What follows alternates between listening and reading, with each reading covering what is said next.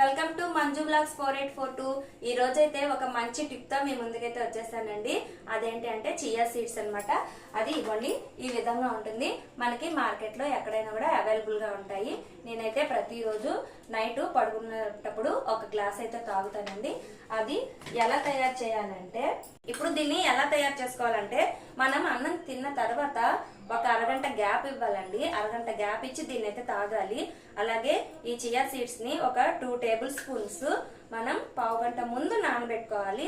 నానబెట్టుకున్న తర్వాత వాటిలో కొద్దిగా పెరుగుని యాడ్ చేయాలి. అలాగే కొద్దిగా సాల్ట్ ని కూడా యాడ్ చేయాలి. నేను ఆల్రెడీ ముందుగానే తయారు చేసి పెట్టుకున్నానండి. అది ఈ విధంగా ఉంటుంది. మనకి సబ్జా గింజలు ఉంటాయి కదా, జిగురుగా బంకగా ఉన్నట్టు అలా అయితే ఉంటుందండి. దీన్ని అయితే ఇప్పుడు నేను మజ్జిగ కవ్వంతో బాగా చిలుకుతానండి. చిలికిన తర్వాత దీన్ని అయితే ఒక గ్లాస్ లోకి అయితే తీసుకున్నానండి. ఒకసారి చూడండి, ఇగో ఈ విధంగా ఉంటుంది. ప్రతిరోజు నైట్ అన్నం తిన్న తర్వాత అరగంట గ్యాప్ ఇచ్చి అప్పుడైతే ఇలా తాగండి. చాలా ఆరోగ్యంగా ఉంటారు. అలాగే పొట్ట కూడా మనకి తగ్గిపోతుంది. అలాగే తిన్నది త్వరగా మనకి అరుగుదలనిస్తుంది. కాబట్టి నాలాగా మీరు కూడా ట్రై చేయండి.